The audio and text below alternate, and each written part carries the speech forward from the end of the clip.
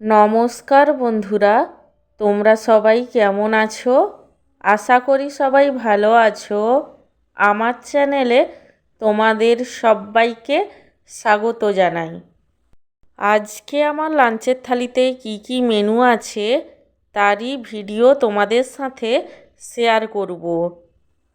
আজকে আমার লাঞ্চের থালিতে আছে গরম গরম সাদা ভাত, তার সঙ্গে আছে তেলাকুচো পাতার তরকারি, আর আছে আলু সেদ্ধ মাখা। আলু সেদ্ধটাকে আমি ভাজা পেঁয়াজ আর ভাজা শুকনো লঙ্কা দিয়ে মেখেছিলাম। আলু সেদ্ধ মাখার পরে আছে খেসারির ডালের বড়া ভাজা, পটল ভাজা।